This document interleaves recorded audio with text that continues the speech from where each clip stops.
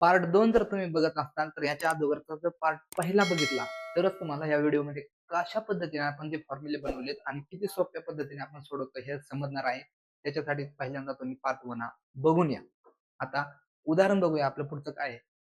एका बोटीचा संत पाण्यातील वेग 15 किलोमीटर आहे. म्हणजे या ठिकाणी आपल्याला काय मिळाले? बी किती मिळाला आहे? तर तो मिळाला आहे 15 व प्रवाहाचा वेग 5 आहे. म्हणजे पी आपल्याला किती मिळाला आहे? 5 मिळाला आहे. बरोबर आहे? तर बोटीचा प्रवाहाच्या दिशेने वेग किती? म्हणजेच काय मिळालंय? डी बरोबर बीपी, बी अधिक पी. हे आपण एक सूत्र बनवलं होतं. डीबीपी, डी बरोबर बी अधिक पी. म्हणजे प्रवाहाच्या दिशेचा स्पीड म्हणजे किती? 15 अधिक 5 बरोबर 20 किलोमीटर प्रति तास. हे या ठिकाणी आपल्याला ह्या बोटीचा प्रवाहाच्या दिशेचा वेग हा मिळालेला आहे. आता आपण बघूयात पुढचं उदाहरण. एका बोटीचा संत पाण्यातील वेग 20 किलोमीटर प्रति तास आहे. म्हणजेच किती? बी आपल्याला किती मिळाला आहे? 20. प्रवाहाचा वेग 6 किलोमीटर प्रति तास आहे. म्हणजे पी आपल्याला किती मिळाला आहे? तो मिळालेला आहे 6. मग तर त्या बोटीचा प्रवाहाच्या विरुद्ध दिशेचा वेग किती? मग या ठिकाणी आपल्याला काय मगाशी सूत्र बनवलं होतं की ओ बरोबर बी वजा बी. म्हणजे विरुद्ध दिशेचा जर आपल्याला त्या नावेचा वेग काढायचा असेल तर आपण ह्या बी आणि पी यांचा मधला फरक काढतो. म्हणजे किती येणार? 20 वजा 6 बरोबर 14 किलोमीटर प्रति तास. हा त्या नावेचा वेग असणार आहे कशामध्ये? प्रवाहाच्या विरुद्ध दिशेमध्ये. चला वळूया पुढल्या प्रश्नाकडे. एका बोटीचा प्रवाहाच्या दिशेने वेग 48 किलोमीटर प्रति तास आहे. म्हणजेच आपल्याला काय प्रवाहाच्या दिशेने म्हणजे या ठिकाणी किती मिळालाय? डी मिळालाय 48. प्रवाहाच्या विरुद्ध दिशेने वेग त्या बोटीचा किती आहे? तर तो आहे 12. म्हणजे ओ या ठिकाणी किती आहे? 12. बरोबर आहे. तर मग त्या बोटीचा संत पाण्यातील वेग किती? या ठिकाणी आपल्याला काय काढायचं आहे? या ठिकाणी आपल्याला काढायचं आहे बी. मग बोटीचा हा वेग मोठा असतो. बरोबर आहे. मग मी काय सांगितलं होतं? विरुद्ध दिशेचा वेग आणि प्रवाहाच्या दिशेचा वेग यांची बेरीज करायची आणि त्याला किती भागायचं? 2 ने भागायचं. म्हणजे किती? 48 अधिक 12 भागिले 2 म्हणजे 50 भागिले 2 बरोबर किती? 25 किलोमीटर प्रति तास. हा काय असणार आहे? त्या नावेचा स्पीड असणार आहे. म्हणजे त्या संत पाण्यातील वेग असणार आहे. म्हणजे त्या प्रश्नाचं उत्तर किती असणार आहे? 25 किलोमीटर प्रति तास. आता वळूया आपण आपल्या पुढल्या प्रश्नाकडे.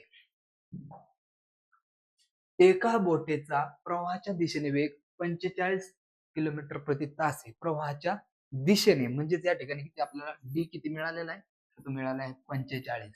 प्रवाहाच्या विरुद्ध दिशेने वेग किती आहे? तर तो आहे ओ किती मिळाला आहे आपल्याला ऑपोजिट डायरेक्शन मध्ये 35. तर प्रवाहाचा वेग किती? मग आपल्याला या ठिकाणी काय काढायचं? हा पी काढायचा आहे. म्हणजे प्रवाहाचा वेग काढायचा आहे. बोटीचा वेग हा प्रवाहाच्या वेगापेक्षा जास्त असतो. म्हणजे प्रवाहाचा वेग हा लहान असतो.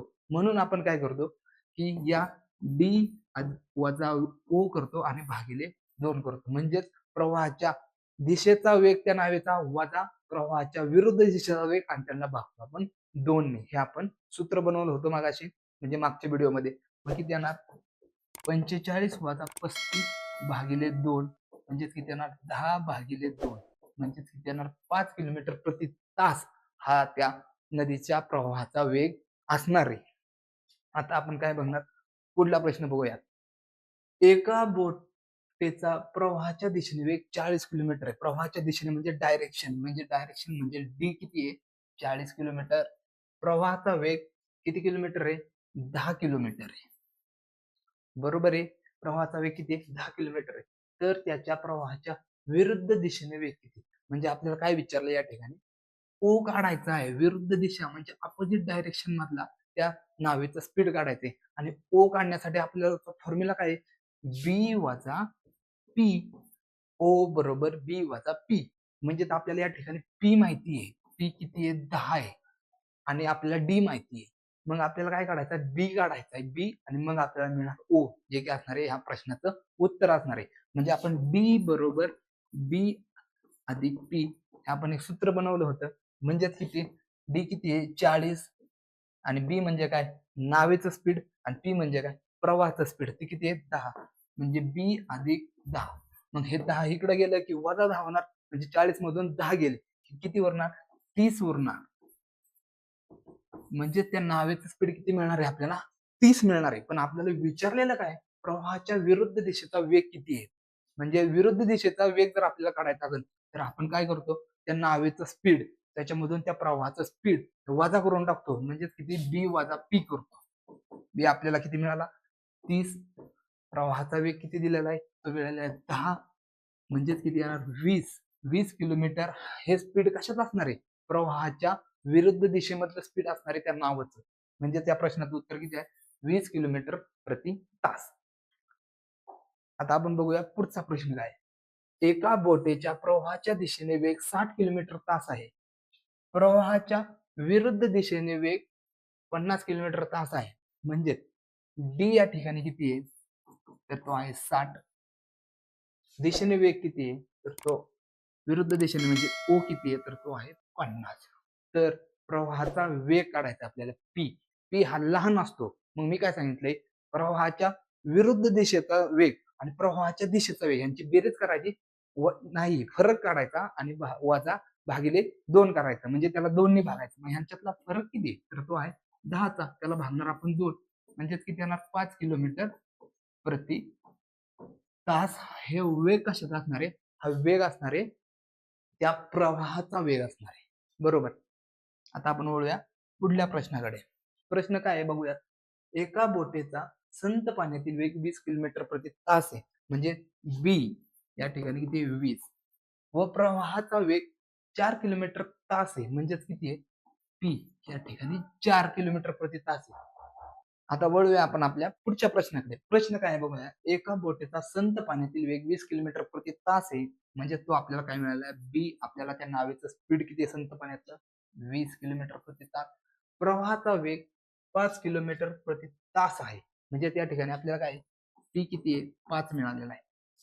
तर बोटीला प्रवाहाच्या दिशेने 125 किलोमीटर जायला किती वेळ लागेल, म्हणजे आपल्याला या ठिकाणी काय करायचे, तर प्रवाहाच्या दिशेचा वेग काढायचा आहे आणि 125 किलोमीटर जाण्यासाठी किती वेळ लागणार हे आपल्याला या ठिकाणी काढायचं. मग जर आपल्याला प्रवाहाच्या दिशेने म्हणजे डी बरोबर काय असतं, बी अधिक पी, आपण पाठ पहिल्यामध्ये हे समजून घेतले, म्हणजेच किती 20 अधिक 5 म्हणजेच किती येणार 25 किलोमीटर प्रति तास. हे त्या नावेचं स्पीड असणार आहे कुठल्या दिशेने, प्रवाहाच्या दिशेने.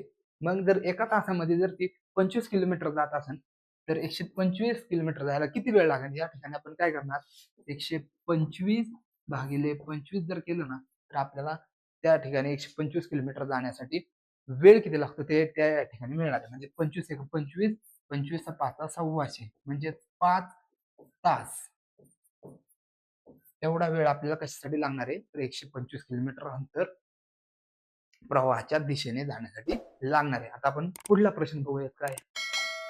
आता आपण बघूयात पुढला प्रश्न काय आहे. एक बोट प्रवाहाच्या दिशेने 50 किलोमीटर व प्रवाहाच्या विरुद्ध दिशेने 30 किलोमीटर अंतर प्रत्येकी 5 तासात पोहोचते, तर संत पाण्यातील वेग किती.